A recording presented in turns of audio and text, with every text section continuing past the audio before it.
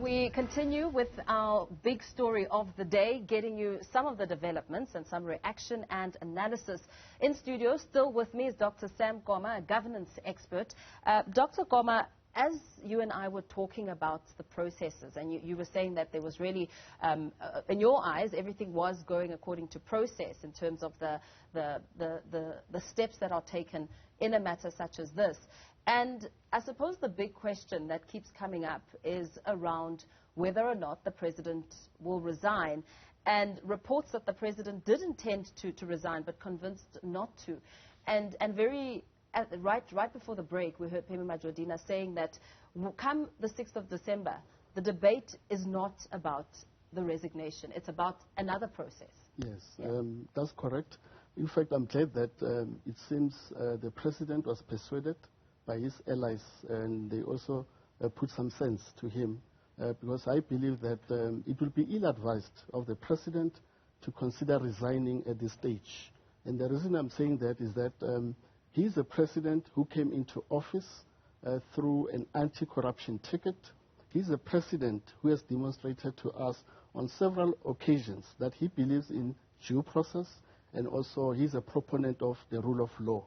So I will urge that he faces, one, his party, in terms of taking his party into his confidence. And it is important that 2 weeks ago he already flagged the Parliamenta before the NEC meeting. Of course, there were calls for him to step aside, but it appears he was able to disarm his opponents within the NEC. 2, he should look forward to a possible impeachment proceeding, which will be informed by the decision and the resolution that will be taken by Parliament on Tuesday, whether it adopts the report as it is or it rejects the report. Of course, that will be based on a simple majority, and of course, we will see how the NEC on Sunday arrives at the determination and also providing political direction to the parliamentary caucus of the ANC. 3, I will urge that he should await the outcomes of all the various investigations that are currently undergoing, conducted by, for example, the Hawks, the South African Reserve Bank, SARS, and very important, the Public Protector. Because these are the only organs of state that can arrive at a determination in terms of saying there is a basis for the president to be charged, to be prosecuted, and to face a court of law. These are the only agencies that can arrive at it. Now, if you look at the jurisdiction and the mandate of the expert panel, it is important, if you read the report, it arrives at a balance of probabilities informed by a hearsay evidence adduced by Mr. Fraser through written submissions and affidavits. But in the report, the panel rightly says this is hearsay evidence, but we believe and hope that Mr. Fraser, given a proper platform, he will be able to indicate the source of information of this information that he has, but very important, he will be able to bring witnesses before. Now, as a president, how do you resign on the basis of hearsay evidence? What if in the next 30 days, Arthur Fraser makes a confession to say, no, I relied on gossip, already vacated office. Okay, so I'm saying the president who believes in due process, let him await the conclusion of all these investigations.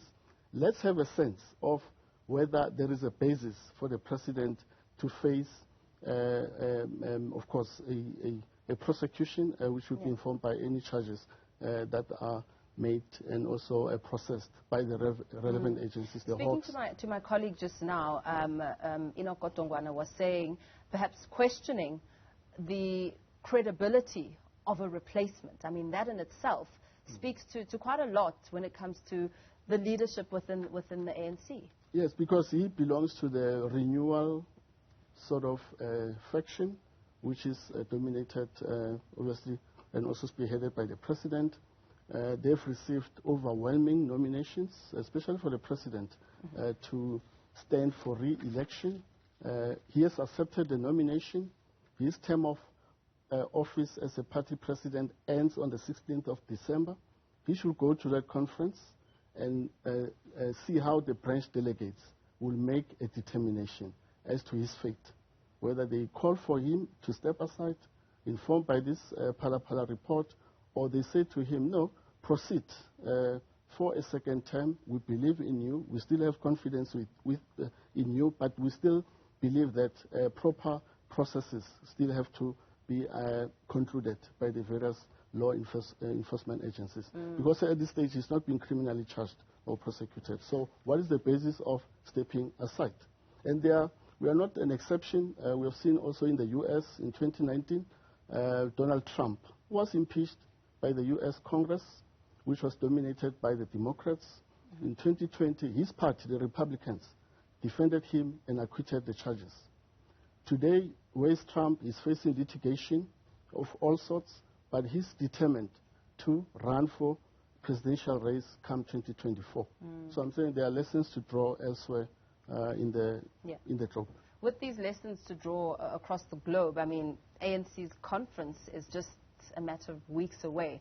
With what's playing out now, I mean, we heard a lot of the reaction, some members of the ANC saying that there will be clarity next week, and because at the moment, South Africans are in the dark. There's really no official word on what happens now.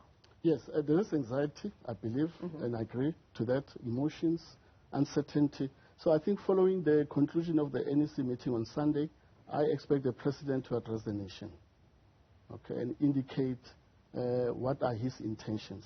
But I still firmly believe that he should not opt to resign because it will be ill-advised of him to do that.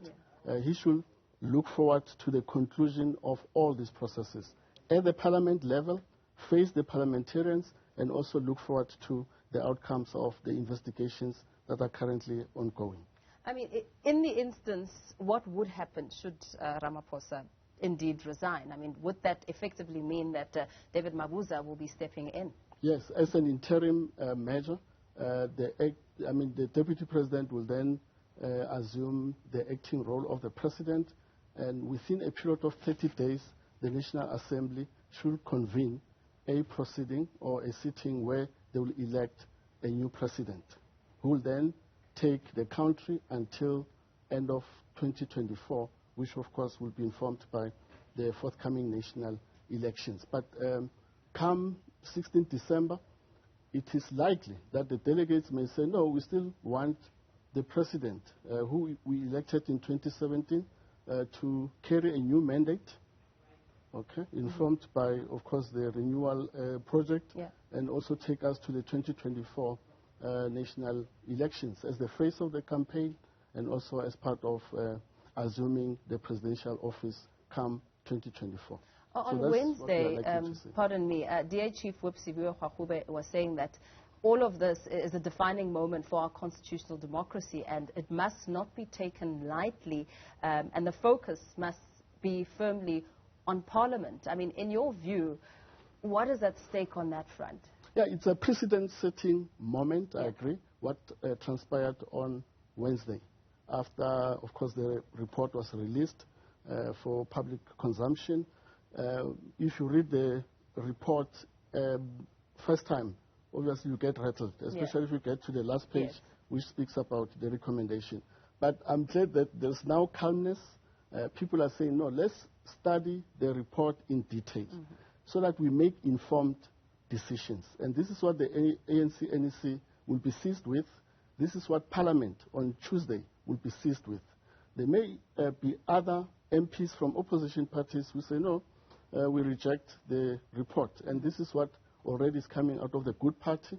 They've issued a statement to say it will be inappropriate for the President at this stage to resign, informed by this particular report. As I said, remember the report is not pronouncing on the guilt or innocence of the President. It simply says, on the balance of probabilities, this is what we are arriving at. The President may have committed serious violation of the Constitution, but the ball is now in the court of Parliament to process the report, and it may arrive at a different determination. So this is what we're looking forward to come Tuesday, whether Parliament, how they debate the report, and also how they arrive at a determination. And that will be important, especially looking at the potential damage to Parliament's status, reputation, on the back of that. Yes, but I still maintain it will also be ill-advised of Parliament to quickly rush to institute an impeachment proceeding, which should be undertaken by the impeachment committee, which will run a process similar to what currently we're observing with the Section 189 a committee of inquiry looking into the fitness of the public protector. So I'm saying let Parliament not rush through the processing of this report in terms of making a determination that it is appropriate to institute an impeachment committee.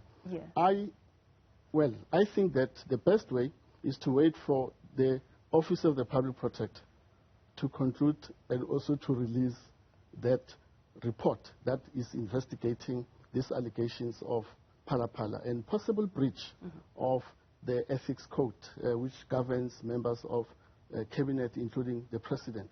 Because that report will then come up with remedial action that will require the attention of Parliament.